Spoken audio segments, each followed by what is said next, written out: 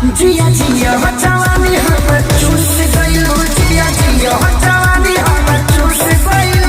नमस्ते प्रणाम, आप सब देख रहल बानी भोजपुरी प्लस। तो आज के ई खबर बा भोजपुरी ट्रेंडिंग स्टार खेसारी लाल यादव जी के गाना जा एक करेजा 2 के बारे में। जी हाँ, जो कि आज फुल वीडियो सॉन्ग रिलीज हो चुकल बा वेस्ट भोजपुरी यूट्यूब चैनल पर, जो कि खेसारी लाल यादव जी के ही आज से लगभग 14-15 साल पुरान गाना जा एक करेजा के सीक्वल आप लोग कह सकतानी और रीमेक कह सकतानी, और बहुत ही ज़बरदस्त बनावल गईल बा गाना के, जो ना के खेसारी लाल यादव और शिल्पी राज के आवाज़ दियल गईल बा।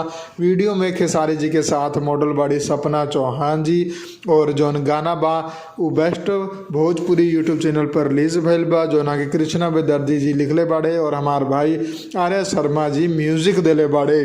तो वीडियो के क्वालिटी तो आज से सोच सकतानी कि जब 14 साल पहले बनल हुई तो ओ समय कैसा रही और ओ समय खेसारी लाल यादव जी के लुक कैसा रहे, लेकिन आज उनकर लुक भी चेंज हो चुकल बा और वीडियो के क्वालिटी भी चेंज हो चुकल बा, उनकर आवाज़ भी चेंज हो चुकल बा और बजट भी चेंज हो चुकल बा, और बहुत ही दमदार गाना बनावल गईल बा। हिंदी इंडस्ट्री लेखा ना कि पुरान गाना के रीमेक करके ओके पूरा ख़राब कर दिया जाला।